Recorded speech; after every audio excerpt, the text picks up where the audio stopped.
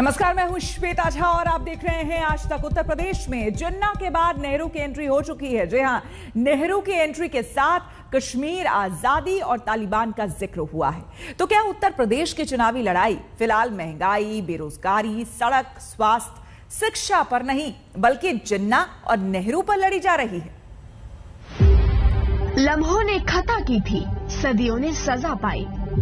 जी हाँ, ऐसा ही कुछ हुआ भारत के साथ जब नेहरू की एक गलती का दुष्परिणाम देश 7 से ज्यादा दशक तक झेलता रहा। अखिलेश जी को जिन्ना बहुत महान दिखने लगे। जिन्ना का वे लोग समर्थन करते हैं, हम सरदार पटेल का समर्थन करते हैं। उत्तर प्रदेश में चुनावी जंग छिड़ी है, जिन्ना के नाम पर, नेहरू के नाम पर और अब कश्मीर के नाम पर।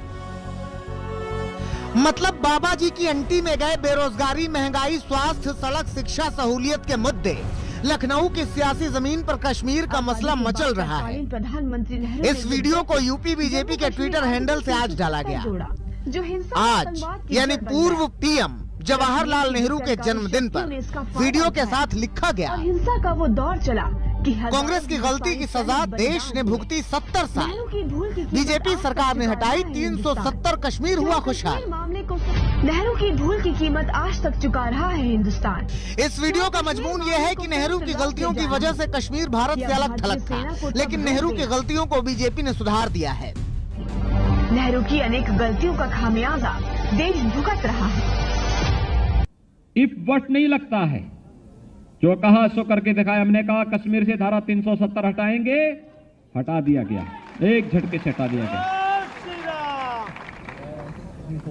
भारतीय जनता पार्टी ने 2017 में कहा था कि संवैधानिक दायरे में रह करके अयोध्या की समस्या का समाधान करेंगे।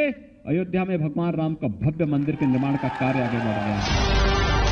संविधान के ऊपर रखा जम्मू कश्मीर को न सिर्फ विशेष दर्जा दिया गया, साथ ही आर्टिकल 370 में प्रावधान दिया गया। तो कहने का अर्थ ये है कि नेहरू के बहाने कश्मीर और कश्मीर के बहाने यूपी में अपनी राजनीति को साधने का समीकरण रचा जा रहा है। लेकिन बात अकेले कश्मीर की नहीं है, न सिर्फ नेहरू की है, बात तो जिन्ना की भी है। जिन्ना को जिंदा किया था अखिलेश ने, अब बीजेपी भी जिन्ना पर ही जंग छेड़े है। विपक्ष के पास मुद्दा नहीं है,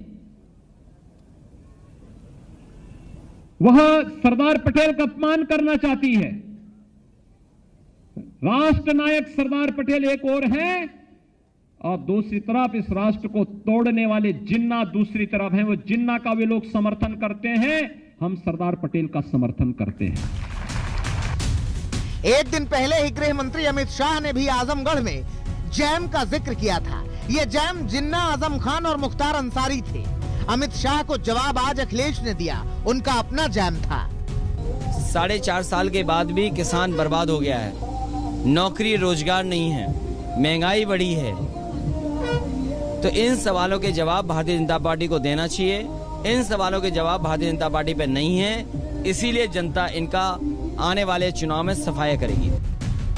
इस राजनीति को समझने की जरूरत है, क्योंकि जिन्ना के नाम पर अगर समाजवादी पार्टी मुस्लिम वोटों के ध्रुवीकरण की सोच रखती है तो जाहिर सी बात है कि जिन्ना के नाम पर ही बीजेपी को भी फायदा दिखता है, क्योंकि जिन्ना का जिक्र होते ही यूपी में बाकी के मुद्दे गायब हो जाते हैं। जिन्ना के नाम का आना मतलब बंटवारे का जिक्र हो जाना, और बंटवारे के जिक्र हो जाना मतलब नेहरू का नाम आना, और नेहरू का नाम आना तो फिर कश्मीर का भी इस राजनीति में शामिल हो जाना है।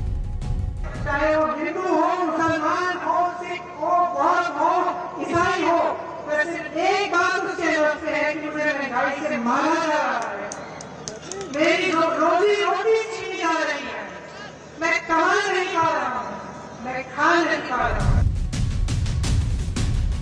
तो यूं समझिए कि यूपी चुनाव के पहले यूपी के सियासतदान हर उस तीर को आजमा रहे हैं जो उन्हें फायदा दिला सके, वो चाहे नेहरू हो, जिन्ना हो या कश्मीर हो।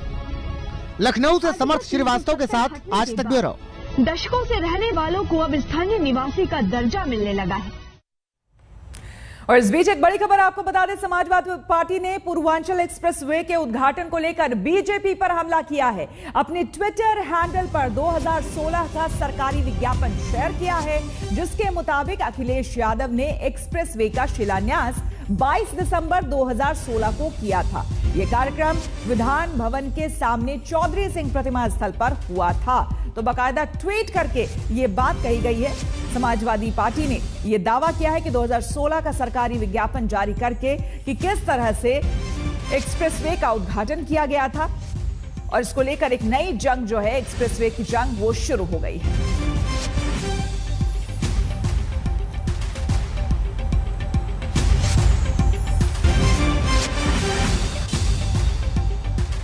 उत्तर प्रदेश के चुनावी रण में सभी दलों ने कमर कस ली है। क्या बीजेपी, क्या समाजवादी पार्टी और क्या कांग्रेस, सबके अपने अपने दांव है और अपने अपने दाव है। बीजेपी अपने विकास की बयार बहा रही है तो अखिलेश कह रहे हैं कि उनके काम पर बीजेपी सिर्फ मोहर लगवा रही है।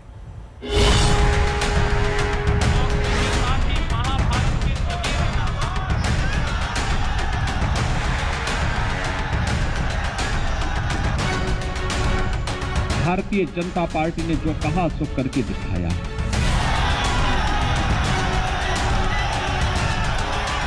इन सवालों के जवाब भारतीय जनता पार्टी पर नहीं है, इसीलिए जनता इनका आने वाले चुनाव में सफाया करेगी। आज किसी माफिया का दुस्साहस है, आज किसी माफिया में इतना दुस्साहस नहीं कि कुछ कर सके।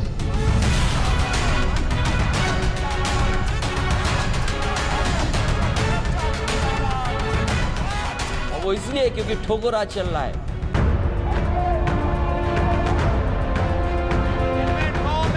यूपी के चुनाव में सिर्फ इतिहास के हवाले से हमले नहीं हो रहे, बल्कि वर्तमान के मुद्दे भी सूबे का सियासी ताप बढ़ा रहे हैं, क्योंकि हर दल को वर्तमान की इस जंग में भविष्य के जीत की झलक दिखाई दे रही है।